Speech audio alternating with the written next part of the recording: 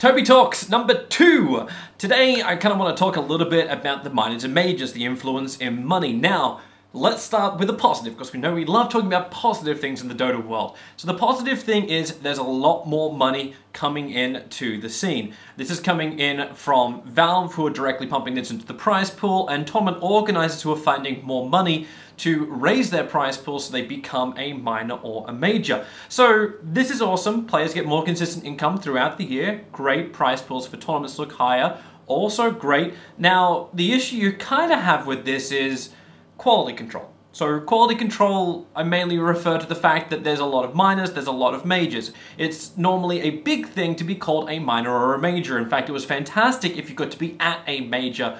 That was the big credibility that you wanted to have. You wanted to have that Valve association. Now it seems if you just got enough money, you can become a minor or a major, tick a couple of the boxes, and you'll make it there. So this is now forcing us into a position where a lot of third-party tournaments are becoming minors and majors, having the credibility of Valve, but probably not reflecting the way the community would like it to be. And the community also holding you to a very high standard. Both minors and majors, a lot of people were looking at them saying Valve is running these, at least Valve is investing in this, so you're going to have the same level of quality that Valve has attempted to do in the past.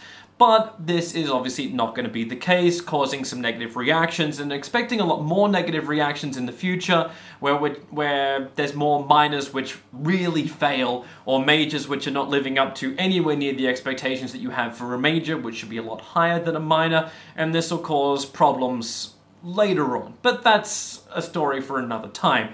The other thing is also just money coming into the tournaments, and this is kind of like the crutch of my whole argument for this video, is the money coming in is fantastic for players, is fantastic for the scene for consistent income, but where does the money come from? Are you seeing an overwhelming number of sponsors coming into Dota 2?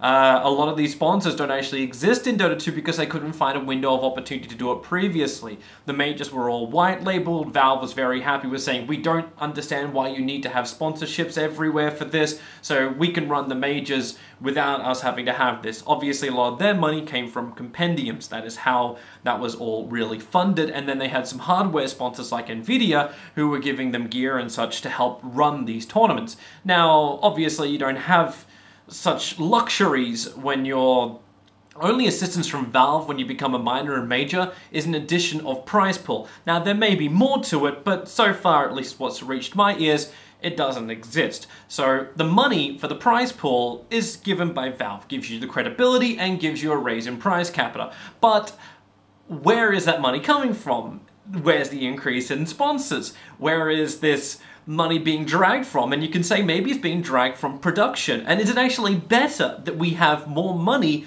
in the prize pools as opposed to better venues, just better buzz around the events, which is normally funded marketing? Like, why don't you put this money into the tournament itself and not just the prize pool? This is my question mark.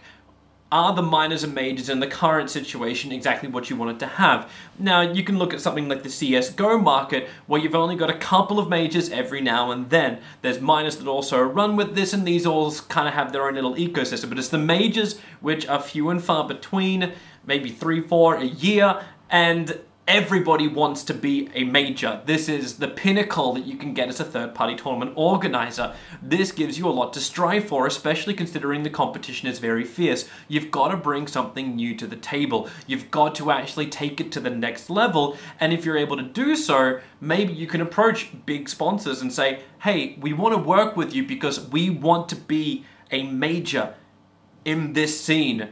We can do this, but we need your help. We need your funding to do this, and you'll be on board for an event which is actually going to cause a lot of good PR and a lot of good momentum in the scene. Everyone, like, you want to have it said, our tournament was the best, and everybody else wants to be the Intel Extreme Masters. They want to be an ESL 1. They want to have a PGL event. They want to have blah, blah, blah, blah, blah. This is what you want to have. This is your reputation increasing, sponsors being really happy with their investment, and investing more to ensure they maintain that major position. This will not happen with our current model, because our current model is reach the prize pool, get some extra cash, but that's all you have to do. There isn't any big fierce competition for it, and for me, I kind of feel like this is now pulling us into a world which I don't want to say it's going to turn us into StarCraft 2, but you've got money there, but is the money being used efficiently?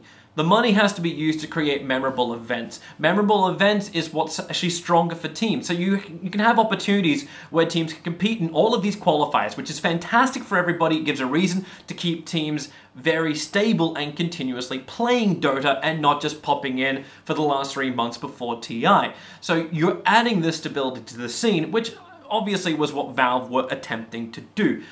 But do you really remember any of these teams? The open qualifiers happen, the main qualifiers happen, but how many actually watch these things? They get to the main event and then, no wait, now there's so many minors going on, there's so many majors going on, how do I follow all of this Dota and do I get the storyline? Do I get a point where one team brand can step up and I go, these guys are awesome? Like how many people miss Starladder as well as the PGL Open and will just tune in for the major and go, man, I really wish there was a great team coming out of Southeast Asia. Maybe Fnatic performed poorly, and then you completely forget the fact that Mineski just reached 2 grand finals and won their second one.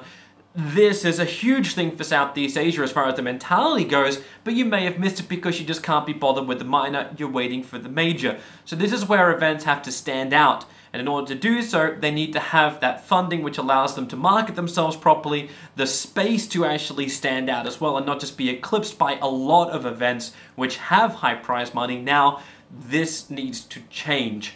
Of course, you can't really change that now until potentially after next TI. So, hey, another reason why we can make these videos so I can say, hey, look, we just passed TI 8 and now what's going to happen? Okay, Valve is now going to reduce us to a maximum of 8 minors and 3 majors for a season. Like, okay, now the competition will get fierce, but right now it's kind of everything piling on top of each other. The budgets, I'm wondering if they can actually be sustainable. The budgets which are there, you do wonder how much is being sacrificed in order to reach the minor or major prize pool limit, and then just how good is the event going to be after that.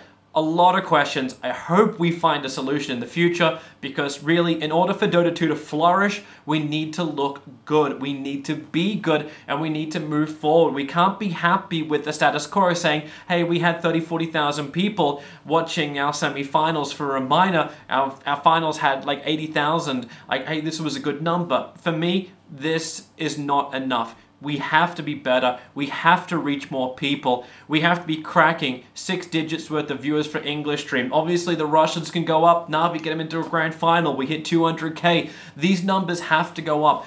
Dota must be exposed to a wider audience. If we stay exactly where we are, there's going to be other games grow up and get bigger and better.